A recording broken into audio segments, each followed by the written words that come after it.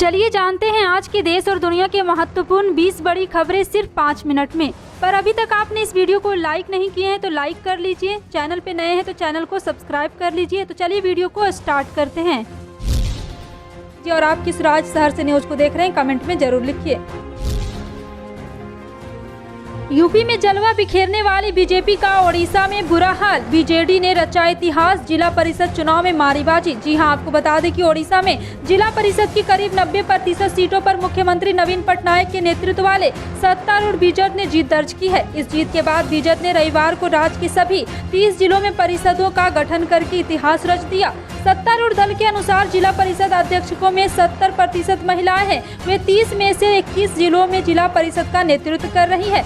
मयूरभंज, गंजाम, क्योंझोर, सुंदरगढ़, बेलांगीर और संबलपुर जैसे बड़े जिलों में महिला जिला परिषद अध्यक्ष हैं। बीजेडी उपाध्यक्ष देवी प्रसाद मिश्रा ने कहा है कि ओडिशा के इतिहास में पहली बार और संभवतः पूरे देश में पहली बार किसी एक दल ने राज्य के सभी जिलों में जिला परिषदों का गठन किया है। उन्होंने कहा है कि जिला परिषद अध्यक्ष की औसत आयु 41 वर्ष है। नवीन पटनायक ने सभी जिलों में जिला परिषद का नेतृत्व करने के लिए स्वच्छ रिकॉर्ड वाले युवा और शिक्षित उम्मीदवारों का चयन किया। उन्होंने कहा है कि जिला परिषद अध्यक्ष की 67% सीटें अन्य पिछड़ा वर्ग सदस्य द्वारा भरी गई है। तीसरा और 30 जिलों में से 15 में से अब 40 वर्ष से कम आयु के जिला परिषद अध्यक्ष, जबकि 30 जिलों में 23 में 50 वर्ष से कम आयु के जिला परिषद के अध्यक्ष है। वहीं इस बीच बीजेडी ने कहा है कि उसने सदस्य राज्य के 314 प्रखंडों में से 278 में पंचायत समिति अध्यक्ष के रूप में चुने गए हैं।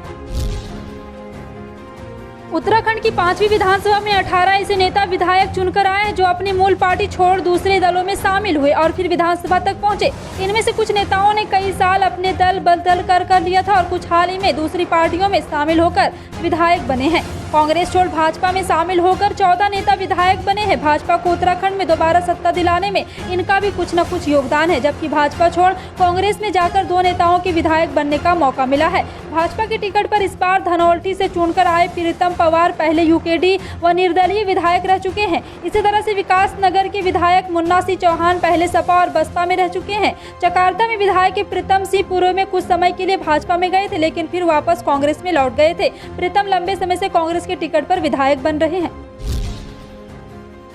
5 राज्यों में हुए विधानसभा चुनाव में खराब प्रदर्शन पर कांग्रेस के बीच मंथन शुरू हो रहा है। रविवार को कांग्रेस वर्किंग कमेटी की बैठक हुई। इसमें मुख्यमंत्री भूपेश बघेल भी शामिल हुए हैं। दिल्ली रवाना होने से पहले रायपुर में उन्होंने कांग्रेस शीर्ष नेतृत्व में बदलाव की किसी संभावना से इनकार कर दिया है। नई दिल्ली जाने से पहले रायपुर हवाई अड्डे पर प्रेस से बात करते हुए मुख्यमंत्री भूपेश बघेल ने कहा, आज CWC की बैठक हो रही है, उसमें उन्हें भी बुलाया गया है, उसमें शामिल होने वो जा रहे हैं। कांग्रेस की राष्ट्रीय अध्यक्ष सोनिया गांधी की अध्यक्षता में हो रही बैठक में 5 राज्यों की विधानसभा चुनाव के परिणाम पर चर्चा होगी। इसमें अध्यक्ष की अनुमति से अन्य विषयों पर भी बात हो सकती है। एक सवाल के जवाब में मुख्यमंत्री ने कहा कि शीर्ष नेतृत्व में बदलाव जैसी कोई बात नहीं है। भाजपा मणिपुर में अपनी सरकार जनादेश के साथ सत्ता में लौट आई है। मणिपुर में विधानसभा चुनाव रिजल्ट आए तो बिहार के मुख्यमंत्री नीतीश कुमार पार्टी जेडीयू ने 6 सीटों पर जीत हासिल की। वहीं बीजेपी ने 32 सीटों पर जीत हासिल की है। अब 6 सीटें जीतने वाली जेडीयू ने मणिपुर में बीजेपी का समर्थन देने का ऐलान किया है। मणिपुर में 60 विधानसभा सीटें हैं। इनमें से बीजेपी ने 32 सीटें जीती है। 2 निर्दलीय विधायक और नागा पीपुल्स फ्रंट ने भाजपा के नेतृत्व वाले गठबंधन के लिए अपना समर्थन व्यक्त किया है। एनपीए पहले की सरकार का हिस्सा था, हालांकि उसने अपने दम पर चुनाव लड़ा और 5 सीटों पर जीत हासिल की। जनता दल ने घोषणा की है कि सुकुम जोगसनी सिंह उसके विधायक दल के नेता हैं। जदयू सरकार का समर्थन कर रही है। उत्तर प्रदेश समेत 5 राज्यों के विधानसभा चुनाव के परिणाम सामने आने के बाद आज से संसद के बजट सत्र के दूसरे चरण की शुरुआत हो गई है। केंद्रीय वित्त मंत्री निर्मला सीतारमण आज संसद में वित्त वर्ष 2022 से 23 के लिए केंद्र शासित प्रदेश जम्मू और कश्मीर का बजट पेश कर दिया है। सरकार ने चालू वित्त वर्ष में 1.7 लाख करोड़ रुपए अतिरिक्त व्यय के लिए संसद की मंजूरी मांगी है।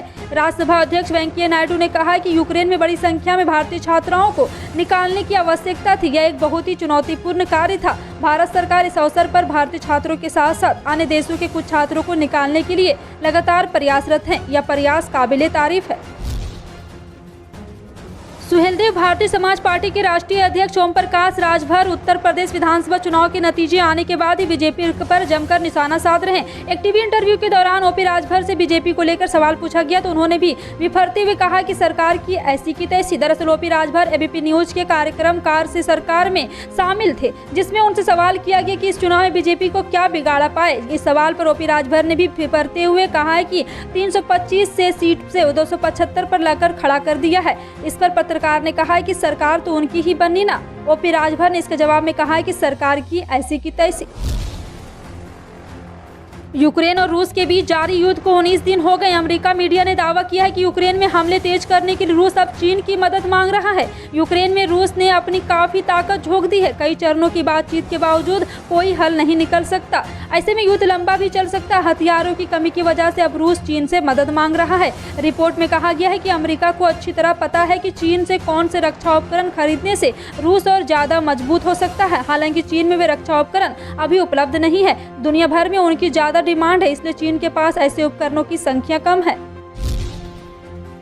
यूपी चुनाव 2022 के प्रचार अभियान के दौरान जो चेहरे सबसे ज्यादा चर्चित रहे उनमें से एक है अपर्णा यादव। इन वक्त में चुनाव के सपा छोड़ भाजपा में शामिल हुई पूर्व मुख्यमंत्री मुलायम सिंह यादव की छोटी बहू ने चुनाव नतीजे सामने आने के बाद बीजेपी की प्रचंड जीत पर खुशी जताते हुए कहा है कि मैंने जिनका प्रचार किया वो सारे उम्मीदवार जीते हैं। जनाधार पर सवाल उठाने वालों को जवाब मिल गया है।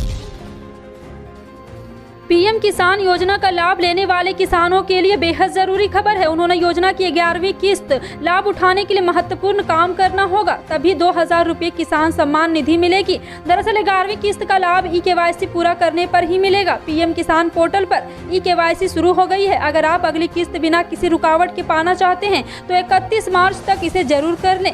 देश में पीएम नरेंद्र मोदी ने वर्ष 2018 में पीएम किसान योजना की शुरुआत की थी। इस योजना का उद्देश्य देश के किसानों को आर्थिक रूप से मजबूत बनाना है। गर्मी का एहसास ही नहीं, तापमान भी लगातार बढ़ रहा है। इसका असर सोमवार भी देखा गया और दिन चढ़ने के साथ गर्मी में तेजी से इजाफा होने के आसार है। इस दौरान गर्मी के चलते पसीना भी आए तो यह कुछ हद तक स्वाभाविक ही होगी। वहीं भारतीय मौसम विज्ञान विभाग के पूर्वानुमान के मुताबिक सोमवार सुबह से ही आसमान साफ है और दिन भर तेज धूप रहेगी। इस दौरान अधिकतम एवं न्यूनतम तापमान क्रमशः 33 एवं 16 डिग्री रह सकता है। सीबीएसई बोर्ड के 12वीं क्लास के टर्म 1 के नतीजे आज यानी 14 मार्च को जारी हो सकते हैं। टर्म 1 के 10वीं क्लास के नतीजे शनिवार को जारी किए जा चुके हैं। मीडिया रिपोर्ट में यह भी कहा जा रहा है कि टर्म 1 के 12वीं क्लास के नतीजे ऑफलाइन जारी किए जा सकते हैं। ऐसे में स्टूडेंट को अपने स्कूल से मार्कशीट लेनी होगी। बता दें कि सीबीएसई बोर्ड की 10वीं और 12वीं क्लास की टर्म 1 परीक्षा नवंबर-दिसंबर 2021 में हुई थी। इस परीक्षा में 36 लाख से ज्यादा स्टूडेंट शामिल हुए थे। ऐसे में स्टूडेंट काफी समय से रिजल्ट का इंतजार कर रहे हैं, क्योंकि कुछ ही समय बाद टर्म 2 का एग्जाम भी होना है। फिलहाल आपका इन सभी खबरों पर क्या कहना है, कमेंट सेक्शन में टाइप करके जरूर बताएं। पल पल की अपडेट जानने के लिए जुड़े रहें आप अपने NTS न्यूज चैनल से। मिलते हैं अगली बड़ी खबर में, तब तक के लिए जय हिंद।